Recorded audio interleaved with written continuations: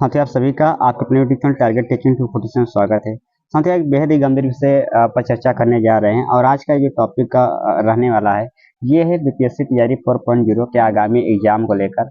और यहाँ पे आज एक बहुत ही अहम न्यूज हम सबके बीच निकल कर आया हिंदुस्तान न्यूज़पेपर के द्वारा। मैं आपको उस कटिंग को भी दिखाने का प्रयास करूंगा। उसमें साफ साफ लिखा गया है अनरिजर्व कैटेगरी के बारे में कि जो तैयारी 3.0 एग्जाम हुआ था, उसमें अनरिजर्व कैटेगरी जो होती है सामान्य श्रेणी की, तो उसमें जो है कितने लोग जो है अदर स्टेट से शामिल हुए थे। ये न्यूज से आपके मन में जो संशय बना हुआ है कि सर, क्योंकि आपको थोड़ा सा एक चीज बारीकी समझना चाहिए, जो सामान्य श्रेणी की सीटें होती हैं उसकी क्या कंडीशन होती है।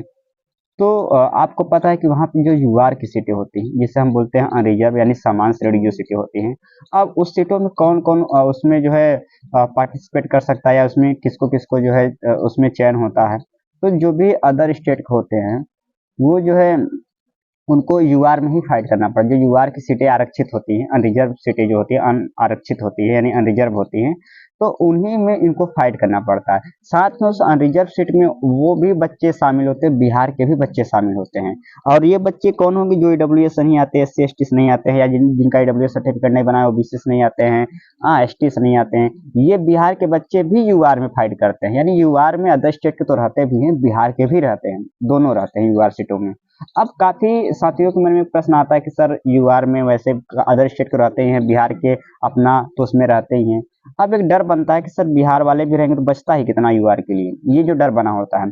तो अब इसके बारे में कल एक आरटीआई दायर हुआ था, जिसमें साफ साफ बताया गया है कि जो यूआर सीटें थी टीआरई 3.0 में, उसमें अदर स्टेट के साथियों जो है, अदर स्टेट के जो साथी थे, वो कितना उसमें उसमें चयन उनका हुआ था, बाकी बिहार के कितने लोगों का चयन हुआ था। और जब ये आप ये डाटा समझेंगे, डाटा को जानेंगे ना, तो आपके अंदर इतना ज्यादा मोटिवेशन फील होगा इस चीज को लेकर। जो एक डर बना हुआ है कि सीटों को लेकर, सर रिजर्व में सीटें कम होती है, इस चीज को बिल्कुल एक चीजें क्लेरिफाई हो जाएगी। इसके बारे में थोड़ा सा समझेंगे। तो आप हमारे बगल में न्यूज देख सकते हैं, ये साफ साफ लिखा है कि तीसरे चरण में दूसरे प्रदेशों के 6099 शिक्षक बहाल हुए। ये एक थोड़ा सा डाटा दिया गया, इसके आधार पर आप अन्य अन्य वर्गों को भी जो है इसमें आप काउंट कर सकते हैं लगभग लगभग। तो ये 6099 जो शिक्षक बहाल हुए टीआरई 3.0 में, ये अदर स्टेट के थे। तो आप ये किस में फाइट किए थे, क्या इसकी कंडीशन थी, इन सभी सिचुएशन को जानते हैं। तो आप हमारे साथ न्यूज की यदि पढ़ने की कोशिश करेंगे, तो ये मुजफ्फरपुर का जो है ये संवाददाता की न्यूज है। अगर पढ़े आप साफ अगर देख पा रहे हो, इसमें लिखा है शिक्षक भर्ती परीक्षा के तीसरे चरण में यानी टीआरई 3.0 में दूसरे प्रदेशों के 6099 अभ्यर्थियों की नियुक्ति हुई थी। कितने लोगों की नियुक्ति हुई थी? 6099 अभ्यर्थियों की नियुक्ति हुई थी। और ये शिक्षक पहली से 5वीं कक्षा के। पीआरटी में इस बार 6099 शिक्षक ऐसे थे जो अनरिजर्व कैटेगरी से थे। आप समझिए आगे, और लिखते हैं कि सभी नियुक्त शिक्षक सामान्य श्रेणी के हैं। ये सभी सामान्य श्रेणी के हैं। सूचना के अधिकार के तहत बिहार लोक सेवा आयोग ने, आरटीआई एक्ट के तहत आप भी जो है सरकार से कोई डाटा मांग सकते हैं, किसी भी चीज को लेकर, जानकारी को लेकर, हर नागरिक का जो कर्तव्य होता है। उस सूचना के अधिकार के तहत बिहार लोक सेवा आयोग ने यानी बीपीएससी ने यह जवाब दिया। एक शोभा कुमारी करके थी, जिन्होंने जो है टीआरई 3 यानी जो टीचर रिक्रूटमेंट एग्जाम हुआ था, उसमें दूसरे प्रदेश से कितने शिक्षकों की नियुक्ति हुई थी। टीआरई 3 में जो पीआरटी की था, टीआरई 3 में जो पीआरटी का सीट था रिजर्व का, जिसमें से बिहार के लोग भी शामिल हो सकते थे और अदर स्टेट के भी शामिल, उसमें अदर स्टेट के लोगों का कितना हुआ, इसके बारे में शोभा कुमारी जी ने बीपीएससी से पूछा था, बिहार लोक सेवा चयन आयोग से। और इसके अलावा और पूछा था कि आरक्षित कोटों से कितने उम्मीदवार बाहर के प्रदेशों के, जो क्या कहते हैं आरक्षित कोटा है रिजर्व देखा जाए, तो उसमें कितने जो है बाहर के, बाहर यानी अदर स्टेट के उसमें लोग हैं। इस पर बिहार लोक सेवा आयोग ने कहा कि आरक्षित कोटे में बाहरी प्रदेशों के उम्मीदवार का चयन नहीं हुआ है। आरक्षित कोटों में यानी जो रिजर्व सीटें होती हैं, जैसे कि अनरिजर्व को छोड़ दिया जाए, उसमें एक भी सीटें जो है बाहरी प्रदेश के अनरिजर्व यानी अदर स्टेट के लोगों को नहीं दिया है। जो अनरिजर्व सीट होती है उसी में उनको दिया गया। पहली बात तो ये बताया गया कि देखिए भाई, हमने जो रिजर्व सीटें थी एससी एसटी ओबीसी ईडब्ल्यूएस को, उसमें किसी को भी नहीं दिया गया अदर स्टेट वालों को। ठीक। दूसरी बात, जो रिजर्व सीटें थी उसमें ही अदर स्टेट वाले आए हैं, और कितना परसेंट आए इसके बारे में भी बताया गया है। आयोग ने इस जवाब के बाद कई शिक्षक अभ्यर्थियों में आक्रोश है। शिक्षक अभ्यर्थी ने बताया कि टीआरई 3 में कक्षा 1 से 5 तक के सामान्य वर्ग में, याद रखिए, जो पीआरटी का रिजर्व सीट आया था जिसमें बिहार के भी लोग बैठ सकते थे और अदर स्टेट के भी लोग बैठ सकते थे। ये सीटें थी पीआरटी की 7,440 सीटें थी। कितनी थी? 7,440 सीटें थी। और उसमें अदर स्टेट के लोगों ने कितना कब्जा किया? 6,099।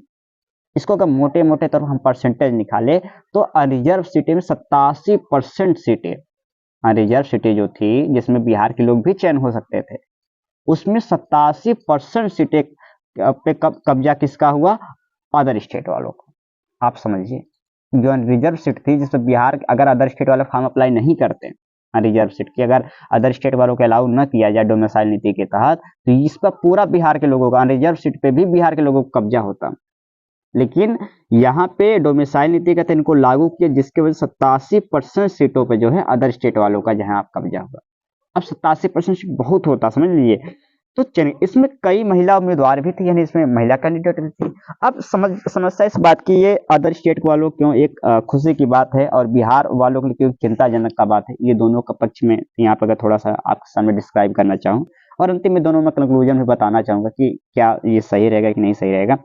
तो अगर हम बात करें, जो साथी अभी ये सोच रहे हैं कि सर अनरिजर्व सीटें में जो है बिहारियों का भी मौका मिलता है, अदर स्टेट को भी, तो फिर उसमें भी बंटवारा होगा। तो देखिए, 90 सीट उसमें से भी आप याद रखिए कि आप लोगों का ही होता है। जैसा भी आपने दिया कि 87% बोला गया है, तो लगभग लगभग 90 मान लेते हैं मोटे मोटे तौर पे।